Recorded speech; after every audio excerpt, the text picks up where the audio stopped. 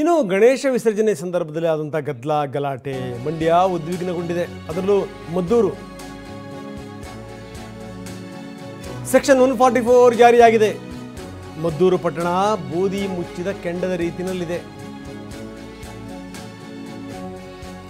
ನಿಷೇಧಾಜ್ಞೆ ಹಾಕಲಾಗಿದೆ. ಪಟ್ಟಣದಾದ್ಯಂತ ಪೊಲೀಸರು ಹೈ ಅಲರ್ಟ್ ಘೋಷಣೆ ಮಾಡಿದ್ದಾರೆ.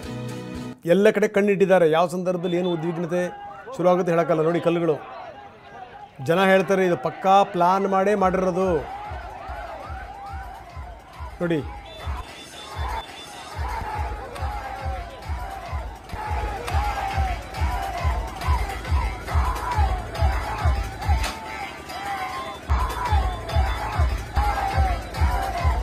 ಬಿದ್ದಿರೋ ಕಲ್ಲುಗಳು ನೋಡಿ, ಆ ಕಲ್ಲುಗಳ ಸೈಜ್ಗಳನ್ನು ನೋಡಿ.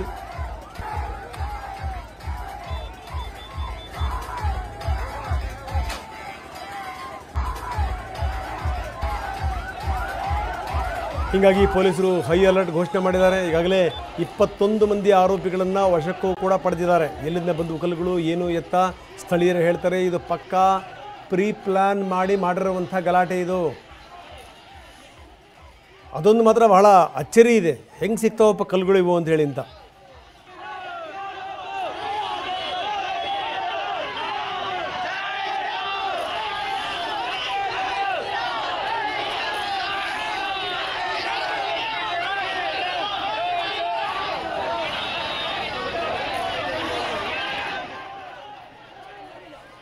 ಬನ್ನಿ ಇದಕ್ಕೆ ಸಂಬಂಧಪಟ್ಟಂಗೆ SP ಮಾತಾಡಿದ್ದಾರೆ, ಏನು ಹೇಳ್ತಾರೆ ನೋಡೋಣ. ಯಾಕಂದರೆ ಈಗಾಗಲೇ ಹಲವಾರು ಜನರ ವಿರುದ್ಧ ಕೇಸ್ ದಾಖಲಾಗಿದೆ.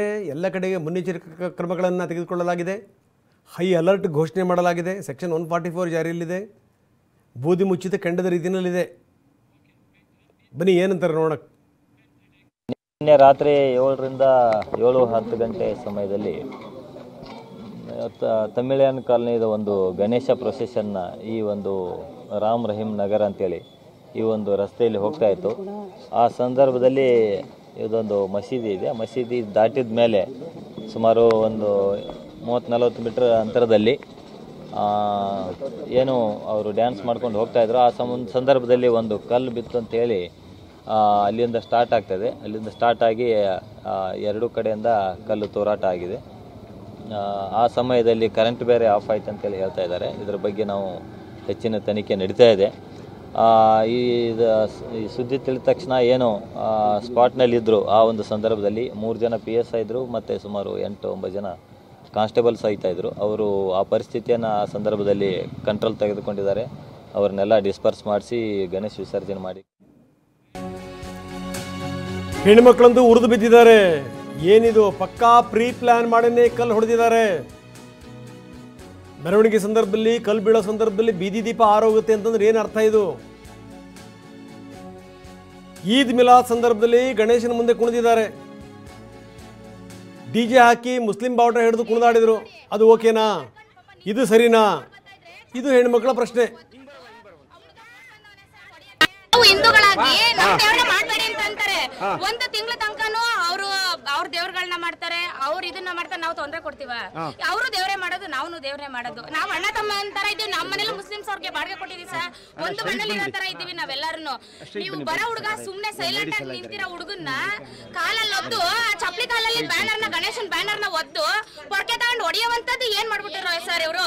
ಎಲ್ಲ ಪ್ರೀ ಪ್ಲಾನ್ ಮಾಡ್ಕೊಂಡು ಕಲ್ಲೆಲ್ಲ ಎತ್ತಿಟ್ಕೊಂಡು ಇವರೆಲ್ಲ ಹೊಡೆಯಕ್ಕೆ ಅಂತಾನೆ ಫಸ್ಟ್ ಮಾಡ್ಕೊಂಡು ಮಸೀದಿನ ಮಾಡ್ಬೇಕಾದ್ರೆ ನಮ್ ಜನಗಳ ಈ ತರ ಒಗ್ಗಟ್ಟಾಗಿದ್ದಿದ್ರೆ ಇವತ್ತು ನಮ್ಗೆ ಈ ಸ್ಥಿತಿ ಬರ್ತಾ ಇರ್ಲಿಲ್ಲ. ನಾವು ಮಕ್ಕಳನ್ನ ಏರಿಯಾದಲ್ಲಿ ಮಕ್ಕಳನ್ನ ಸಾಕಾಯ್ತಲ್ಲ ಸರ್. ಪ್ರತಿಯೊಬ್ರು ತಗೊಂಡೋಗಿ ಹೊರಗಡೆ ಆಗ್ತಾ ಇದೀವಿ ಒಂದೊಂದು ಮಕ್ಕಳನ್ನು. ಮತ್ತೆ ನಾವ್ ಹೆಂಗಿರೋದು? ನಮ್ನೆಲ್ಲ ಖಾಲಿ ಮಾಡಿಸ್ಬಿಡಕ್ ಹೇಳಿ, ಅವ್ರಿಗೆ ಸಪೋರ್ಟ್ ಮಾಡ್ಕೊಂಡು ಅವ್ರಿಗೆ ಕೊಡಕ್ ಹೇಳ್ಬಿಡಿ ಸರ್. ನಾವೆಲ್ಲ ಖಾಲಿ ಮಾಡ್ಕೊಂಡು ಹೊಟ್ಟೋಯ್ತೀವಿ. ಅವರೇ ಇರ್ಲಿ. ಒಂದೊಂದ್ ಮನೆ ರಾತ್ರಿ ಆಯ್ತು ಅಂದ್ರೆ ಲಾಂಗ್ ಮಾಡ್ಕೊ ಬರ್ತಾರೆ. ಇಲ್ಲೆಲ್ಲ ಒಂದು ಹೆಣ್ಮಕ್ಳು ಓಡಾಡಕ್ ಆಗೋದಿಲ್ಲ. ಇದು ಚಾಕ್ ಹಿಡ್ಕೊಂಡು ಓಡ್ಬರೋದು, ಆಮೇಲೆ ಓಡಾಡ್ತಾ ಇದ್ರೆ ಇದು ಪಾನ್ ಪರಕಾಕ ಉಗಿಯೋದು, ಬಾಟ್ಲಿ ಎಸೆಯೋದು. ಪೊಲೀಸ್ ಅಂತವ್ರಿಗೆ ಅವ್ರಿಗೆ ಬಿಟ್ಟಿಲ್ಲ ಅಂತಂದ್ಮೇಲೆ ನಮ್ಮನ್ನ ಬಿಡ್ತಾರ? ಬಾರೋ ಹೊಡಿ ಬಾ ಅಂತಂತಾರೆ. ಒಬ್ಬ ಬಾರೋ ಹೊಡಿತೀಯಾ ಹೊಡಿ ಬಾ ಅಂತಂತಾರೆ. ಅಂತ ತರ ಇರ್ಬೇಕಾದ್ರೆ ಇವ್ರಿಗೆ ತರ ಅನ್ಬೇಕಾದ್ರೆ ನಮ್ನ ಯಾವ ತರ ಅಂತಾರೆ ನೀವೇ ಅರ್ಥ ಮಾಡ್ಕೊಳ್ಳಿ. ನೆನ್ನೆ ಪ್ರತಿಯೊಂದು ಮನೆಯವರು ನೀವು ಮಸೀದಿ ಕಲ್ಲು ಹೊಡೆದಿರ ನೀವು ನೋಡಿ ಸರ್. ಪ್ರೂಫ್ ಎಲ್ಲ ಐತೆ. ಪ್ರೂಫ್ ಗಳು ಪ್ರತಿಯೊಂದು ಪ್ರೂಫ್ ಐತೆ. ಮಸೀದಿಗೆ ಕಲ್ಲು ಹೊಡೆದ್ಬಿಟ್ಟವ್ರೆ, ಕಲ್ಲು ಹೊಡೆದಿರೋದಕ್ಕೆ ಅವ್ರು ಗಣೇಶನ್ ಹೊಡೆದವ್ರೆ ಅಂತ ಅಲ್ಲಿ ಇದು ವಿಡಿಯೋ ಮಾಡೋರೆ. ಎಲ್ಲಿಂದ ಕಲ್ಲು ಬಂದೈತೆ ಅಂತ ನೀವು ನೋಡ್ಬಿಟ್ಟು ಹೇಳಿ. ನೆನ್ನೆ ರಾತ್ರಿ ಪೊಲೀಸ್ ಅವ್ರು ಏನಂತಾರೆ, ನೀವು ವಚ್ ಮಾಡ್ಬಿಟ್ಟು ಬಂದ್ಬಿಟ್ಟಿದ್ದೀರಲ್ಲ ಅದಕ್ಕೆ ಉರಿತೈತೆ ಅಂತಾರೆ. ನಾವಿರೋದು ಇಲ್ಲಿ ಆ ಮಸೀದಿ ಅಲ್ಲಿ, ನಾವು ಅವ್ರಿಗೆ ಎದ್ರಕೊಂಡೆ ಹೋಗೋದಿಲ್ಲ ಅಂತೀವಿ ಸರ್. ಇಲ್ಲಿ ಏರಿಯಾದಲ್ಲಿ ಪ್ರತಿ ಒಬ್ರು ಹೆಣ್ಮಕ್ಳು ನಮ್ಮನ್ನ ಅಲ್ಲಿ ಹೋಗ್ಬಾರ್ದು ಅಂದ್ರೆ ಏನ್ ನ್ಯಾಯ? ನಾವ್ ಇಲ್ಲಿಂದಾನೇ ದಾಟ್ಕೊಂಡು ಅಲ್ಲಿ ಹೋಗಕ್ ಆಗೋದು. ಎಂಟ್ರೆನ್ಸ್ ಅಲ್ಲಿ ಅವ್ರು ಯಾಕೆ ಮಸೀದಿ ಕಟ್ರು? ಇವಾಗ ಮಸೀದಿ ರೆಡಿ ಮಾಡ್ಲಿ, ಹಿಂದೂ ಧರ್ಮನ ಮುಂದೆ ಬಿಡ್ಲಿ. ಸಾವಾಗಿರೋ ಟಮಟೆ ಕೂಡ ಹೊಡಿಬಾರ್ದು ಅಂತಾರೆ ಸರ್ ಅವರು. ಸಾವಾಗಿರೋ ಟಮಟೆ ಕೂಡ ಹೊಡಿದಂಗ ಹಂಗೆ ಅದ ಹೆಂಗ್ ಮಾಡಿಕೊಳಕ್ ಆಗುತ್ತೆ? ಸೌದೆ ಬರ್ಬಾರ್ದಂತೆ. ಅವರು ಬೆಳಗ್ಗೆ 6 ಗಂಟೆಗೆ ಅಲ್ಲ ಕುಗ್ತಾರೆ, 5 ಗಂಟೆಗೆ ಅಲ್ಲ ಕುಗ್ತಾರೆ, 1 ಗಂಟೆಗೆ ಅಲ್ಲ ಕುಗ್ತಾರೆ. ನಾವೇನಾದ್ರು ಕೇಳ್ತೀವ? ನಾವು ವರ್ಷಕ್ಕೊಂದ್ಸಲಿ ಮಾಡೋ ಹಬ್ಬನ ಸಾವಾದ್ರೂ ಕೂಡ ಟಮಟೆ ಹೊಡಿಬಾರ್ದು ಅಂದ್ರೆ ಹೆಂಗೆ? ಅಲ್ಲ ಸಾರ್ತಾರೆ ನಮ್ಮಂಗೆ ನಿಯತ್ತಾಗಿ ಮನೆ ಒಳಗೆ ಕೈ ಮುಕ್ಕೊಂಡು ಅವರು ಇರ್ಬೇಕು. ಇನ್ಮೇಲೆ ಅಲ್ಲೂ ಸಾರ್ಬಾರ್ದು ಅವರು. ಯಾಕೆಂದ್ರೆ ನಮ್ಗೆ ಇಷ್ಟೆಲ್ಲ ಪ್ರಾಬ್ಲಮ್ ಕೊಟ್ಟ ಮೇಲೆ ಅವರು ಅಲ್ಲ ಸಾರ್ಬಾರ್ದು ಇನ್ನು. ನಾವ್ ಅದಕ್ಕೆಲ್ಲ ಪೊಲೀಸ್ನವ್ರಿಗೆಲ್ಲ ಕಂಪ್ಲೇಂಟ್ ಕೊಟ್ಟು ಎಲ್ಲಾ ಕಡೆಗೂ ಹೋಗ್ತು. ಅದಕ್ಕೆ ನಮಗ್ ಪ್ರತಿಕ್ರಿಯೆ ಸಿಗ್ಲಿಲ್ಲ. ಪೊಲೀಸ್ನವರು ಅರ್ಧ ಅವ್ರಿಗೆ ಸಪೋರ್ಟ್. 3-4 ಸತಿ ಕಂಪ್ಲೇಂಟ್ ಕೊಟ್ಟಿದೀವಿ. 3-4 ಸತಿ ಮಾಡ್ಲಿಲ್ಲ. ಅಂತ ಕಳ್ಸುದು ಇದ್ಯಾವ ನ್ಯಾಯ? ಅವ್ರಿಗೊಂದ್ ಕಾನೂನು, ನಮ್ಗೊಂದ್ ಕಾನೂನ ಪೊಲೀಸ್ ಮಾಡೋದು? ಎಲ್ಲರಿಗೂ ಒಂದೇ ಕಾನೂನು. ಅವ್ರು ಮನುಷ್ಯರೇ, ನಾವು ಮನುಷ್ಯರೇ. ಜಾತಿ ಬೇರೆ ಇರ್ಬೋದು, ಅದು ನಾವ್ ಯಾವತ್ತೂ ಹಿಂಗ್ಲೇ ಮಾಡ್ಕೊಂಡಿಲ್ಲ. ಅವ್ರು ಸಾಬ್ರು ನಾವ್ ಹಿಂದೂಗಳು ಅಂತ ಅದು ಅವ್ರು ಮಾಡಿ ತೋರಿಸ್ತಾವ್ರೆ. ಇವತ್ ನಮಗ್ ನ್ಯಾಯ ಸಿಗೋ ಗಂಟ ನಾವ್ ಎಲ್ಲಿ ಗಂಟ ಓಡಾಡ್ಬೇಕು ಅಲ್ಲಿ ಗಂಟ. ಒಬ್ಬರು ಮಹಿಳೆ ಮಾತಾಡ್ತಾ ಇದ್ರು, ನಾವು ನೋಡಿದ್ವಿ. ಮಹಿಳೆಯರೆಲ್ಲರೂ ಕೂಡ ದನಿ ಸೇರಿಸಿ ಮಾತಾಡ್ತಾ ಇದ್ರು. ನಮ್ಮ ಸ್ಥಿತಿಗತಿಗಳಲ್ಲಿ ಯಾವ ರೀತಿ ಇದೆ ಅದನ್ನು ಹೇಳ್ತಾ ಇದ್ರು. ಈಗಿನ ಸ್ಥಿತಿ ಹೆಂಗಿದೆ? ಬನ್ನಿ, ನಮ್ಮ ಪ್ರತಿನಿಧಿ ದಿಲೀಪ್ ಈಗ ನಮ್ಮೊಂದಿಗೆ ನೇರ ಸಂಪರ್ಕದಲ್ಲಿದ್ದಾರೆ. ದಿಲೀಪ್, ನೀವು ಅಲ್ಲೇ ಸ್ಥಳದಲ್ಲಿದ್ದೀರಿ. ಸದ್ಯದ ಸ್ಥಿತಿಗತಿಗಳು ಯಾವ ರೀತಿ ಇದೆ? ಜನ ಏನಂತಾರೆ? ದಿಲೀಪ್. ಕಡಿತಗಳು ರಂಗನಾಥ್, ಕಳೆದ ವರ್ಷ ನಾಗಮಂಗಲದಲ್ಲಿ ಇದೇ ರೀತಿಯಂಥ ಕೋಮುಗಲಭೆ ಸೃಷ್ಟಿಯಾಗಿತ್ತು. ಆದರೆ ಈ ಬಾರಿ ಪೊಲೀಸ್ನವರು ಅಲರ್ಟ್ ಆಗಿದ್ದಂಥ ಕಾರಣಕ್ಕೋಸ್ಕರ ಹೆಚ್ಚಿನ ಪ್ರಮಾಣದಲ್ಲಿ ಯಾವುದೇ ರೀತಿಯಂಥ ಗಲಭೆ ಆಗಲಿಕ್ಕೆ ಬಿಟ್ಟಿಲ್ಲ. ಏನು ನಿನ್ನೆ ಇಂದು ಇದೇ ಒಂದು ಸ್ಥಳದಲ್ಲಿ ಗಲಾಟೆ ಆಗಿದ್ದಂಥದ್ದು. ಅಂದರೆ ನಾನು ತೋರಿಸ್ತಾ ಹೋಗ್ತೇನೆ. ಇದು ಒಂದು ಮಸೀದಿ ಇದೆ. ಮಸೀದಿ ರಾಮ್ ರಹೀಂ ನಗರ ಅಂತ ಏನಿದೆ, ಈ ಒಂದು ಪಕ್ಕದಲ್ಲೇ ಒಂದು ಗಣೇಶ ವಿಸರ್ಜನೆ ಮಾಡಲಿಕ್ಕೆ ಮೆರವಣಿಗೆ ಬರ್ತಾ ಇರುತ್ತೆ.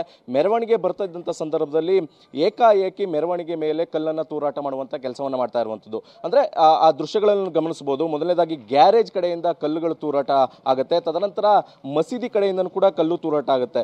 ಇದು ಒಂದು ರೀತಿಯಲ್ಲಿ ಪ್ರೀ ಪ್ಲಾನ್ಡ್ ಆಗಿ ಈ ಒಂದು ಘಟನೆ ನಡೆದಿದೆ ಅನ್ನುವಂಥದ್ದು ಸ್ಥಳೀಯರ ಆರೋಪ ಇರುವಂಥದ್ದು. ಜೊತೆಗೆ ಪೊಲೀಸ್ನವರು ಕೊಟ್ಟಂತ ಹೇಳಿಕೆಗಳು ಕೂಡ ಸಾಕಷ್ಟು ಅನುಮಾನ ಮೂಡ್ತಾ ಇರುವಂಥದ್ದು. ಯಾಕಂದ್ರೆ ಪಕ್ಕದ ಜಿಲ್ಲೆಯಿಂದ ಬಂದಂತ ವ್ಯಕ್ತಿಗಳು ಕೂಡ ಈ ಒಂದು ಗಲಭೆಯಲ್ಲಿ ಭಾಗಿಯಾಗಿದ್ದಾರೆ ಅನ್ನುವಂಥದ್ದು ಕೂಡ ಗೊತ್ತಾಗ್ತಾ ಇರುವಂಥದ್ದು. ಈಗ ಸದ್ಯಕ್ಕೆ 21 ಜನರನ್ನ ಅರೆಸ್ಟ್ ಮಾಡಿದ್ದಾರೆ. ಇದರಲ್ಲಿ 3 ಚನ್ನಪಟ್ಟಣದ ಮೂಲದವರು ಅನ್ನುವಂಥದ್ದು ಕೂಡ ಗೊತ್ತಾಗ್ತಾ ಇರುವಂಥದ್ದು. ಈ ಕಾರಣದಿಂದಾಗಿ ಸದ್ಯಕ್ಕೆ ಈ ಸ್ಥಳದಲ್ಲಿ ಒಂದು ರೀತಿಯಲ್ಲಿ ಬಿಗುವಿನ ವಾತಾವರಣ ಇತ್ತು. ಆದರೆ ಪೊಲೀಸರು ತತ್ಕ್ಷಣ ಅಲರ್ಟ್ ಆದಂಥ ಕಾರಣಕ್ಕೋಸ್ಕರ ಈಗ ಸದ್ಯಕ್ಕೆ ಎಲ್ಲವೂ ಕೂಡ ನಿಯಂತ್ರಣಕ್ಕೆ ಬಂದಿದೆ. ಆದರೆ ಸ್ಥಳೀಯರು ಒಂದಷ್ಟು ಆರೋಪಗಳನ್ನು ಮಾಡ್ತಾ ಇದ್ದಾರೆ. ಪ್ರತಿದಿನ ಇದೇ ರೀತಿಯಂಥ ಗಲಾಟೆ ಆಗುತ್ತೆ. ಮಹಿಳೆಯರು, ಮಕ್ಕಳು ಇಲ್ಲಿ ಓಡಾಡಲಿಕ್ಕೆ ಆಗ್ತಾ ಇಲ್ಲ. ನಮ್ಮ ಜೊತೆ ಮಸೀದಿ ಇದೆ, ಮಸೀದಿ ಮುಂದೆ ಯಾರೂ ಕೂಡ ಓಡಾಡಬೇಡಿ ಅನ್ನುವಂಥದ್ದನ್ನ ಕಟ್ಟುನಿಟ್ಟವಾಗಿ ಹೇಳ್ತಾರೆ. ಈ ಒಂದು ರೀತಿಯಲ್ಲಿ ಭಯದ ವಾತಾವರಣ ಸೃಷ್ಟಿ ಮಾಡ್ತಾ ಇದ್ದಾರೆ. ನಾವೇನು ಭಾರತದಲ್ಲಿದ್ದೇವೆ, ಪಾಕಿಸ್ತಾನದಲ್ಲಿದ್ದೇವೆ ಅನ್ನುವಂಥ ಹೇಳಿಕೆಯನ್ನು ಕೊಡ್ತಾ ಇರುವಂಥದ್ದು. ಯಾಕಂದರೆ ಅಷ್ಟೊಂದು ಭಯದ ವಾತಾವರಣ ಇದೆ. ಕಳೆದ 30 ವರ್ಷದಿಂದ ಗಣಪತಿಯನ್ನು ಕೂರಿಸ್ತಾ ಇದ್ವಿ, ಆದರೆ ಯಾವಾಗಲೂ ಈ ರೀತಿಯಂತ ಘಟನೆ ನಡೆದಿರಲಿಲ್ಲ. ಈಗ ಒಂದು ರೀತಿಯಲ್ಲಿ ಪ್ರೀ ಪ್ಲಾನ್ಡ್ ಆಗಿ ಈ ಒಂದು ಘಟನೆ ನಡೆದಿದೆ ಅನ್ನುವಂಥದ್ದು ಸ್ಥಳೀಯರು ಆರೋಪವನ್ನ ಮಾಡ್ತಾ ಇರುವಂಥದ್ದು. ಇದೆಲ್ಲದಕ್ಕೂ ಪುಷ್ಟಿ ಅನ್ನುವಂಥದ್ದು ನೋಡೋದಾದ್ರೆ ಪೊಲೀಸರು ಕೊಟ್ಟಂತ ಹೇಳಿಕೆ ಕೂಡ ಇದಕ್ಕೆ ಒಂದು ದೊಡ್ಡ ರೀತಿಯಲ್ಲಿ ಸಾಕ್ಷಿಯಾಗಿ ಸಿಗ್ತಾ ಇರುವಂಥದ್ದು. ಸದ್ಯಕ್ಕೆ ಈಗ ಮದ್ದೂರು ಪಟ್ಟಣದಲ್ಲಿ ನಿಷೇಧಾಜ್ಞೆಯನ್ನ ಜಾರಿ ಮಾಡಿರುವಂಥದ್ದು. ಯಾರು ಕೂಡ ಓಡಾಡಬಾರ್ದು, 5 ಜನರ ಮೇಲೆ ಗುಂಪು ಸೇರಬಾರ್ದು ಅನ್ನುವಂಥ ನಿಟ್ಟಿನಲ್ಲಿ ಕೂಡ ಈಗ ನಿಷೇಧಾಜ್ಞೆಯನ್ನ ಜಾರಿ ಮಾಡಿರುವಂಥದ್ದು. ರಂಗನಾಥ್, ಓಕೆ, ಧನ್ಯವಾದ ತಮ್ಮೆಲ್ಲ ಮಾಹಿತಿಗೆ. ನೋಡಿ, ನಾವು ಜಾತ್ಯತೀತ ರಾಷ್ಟ್ರ, ಜೊತೆಗೆ ಏನಂದರೆ ಎಲ್ಲರೂ ಈ ಸಹ ಬದುಕು, ಸಹ ಬಾಳ್ವೆ, ದೊಡ್ಡ ದೊಡ್ಡ ಕಥೆಗಳನ್ನು ಹೊಡಿತೀವಲ್ಲ, ಇದು ನೋಡಿ, ಇದು ಸಹ ಬದುಕು, ಇದು ಸಹ ಬಾಳ್ವೆ. ಒಂದೇ ಏರಿಯಾದಲ್ಲಿರ್ತಾರೆ, ಒಟ್ಟೊಟ್ಟಿಗೆ ಬದುಕ್ತಾ ಇರ್ತಾರೆ. ಬೆಳಗಾಗಿದ್ದರೆ ಒಬ್ರನ್ನೊಬ್ರು ಮುಖ ನೋಡಬೇಕು. ಅಲ್ಲಿ ಈ ಪರಿ ಗಲಾಟೆಗಳು. ನೀವು ಹೆಣ ಎತ್ಕೊಂಡು ಹೋಗ್ಬೇಕಾದ್ರೂ ಕೂಡ ನೀವು ವಾದ್ಯಗಳನ್ನು ಹೊಡೆಯಂಗಿಲ್ಲ ಅಂತಂದರೆ ಸ್ಥಿತಿ ಹೆಂಗಿದೆ ಯೋಚನೆ ಮಾಡಿ. ಈ ಒಂದು ವ್ಯವಸ್ಥೆ ಇದೆಯಲ್ಲ, ವ್ಯವಸ್ಥೆ ಇದಕ್ಕೆ ಸಂಬಂಧಪಟ್ಟಂಗೆ ನೋಡಬೇಕು. ಜನ ಹೇಳ್ತಾ ಇದ್ರು ಪೊಲೀಸರದ್ದು ತಪ್ಪಿದೆ. ಇಲ್ಲಿ ನಿಜಕ್ಕೂ ಹೇಳ್ತೀನಿ, ಈ ವ್ಯವಸ್ಥೆ ಇದನ್ನು ಸರಿ ಮಾಡಲಿಲ್ಲ ಅಂತಂತಂದರೆ ವ್ಯವಸ್ಥೆಗೆ ಕೆಟ್ಟ ಹೆಸರು ಬರುತ್ತೆ, ಯಾವುದೇ ಸಂದೇಹ ಇಲ್ಲ. ಆ ಜನರ ಭಾವನೆಗಳಿದೆಯಲ್ಲ, ಅದರ ಹೆಣ್ಮಕ್ಳ ಭಾವನೆಗಳನ್ನ ಅರ್ಥ ಮಾಡ್ಕೋಬೇಕು ಒಂದು ವ್ಯವಸ್ಥೆ.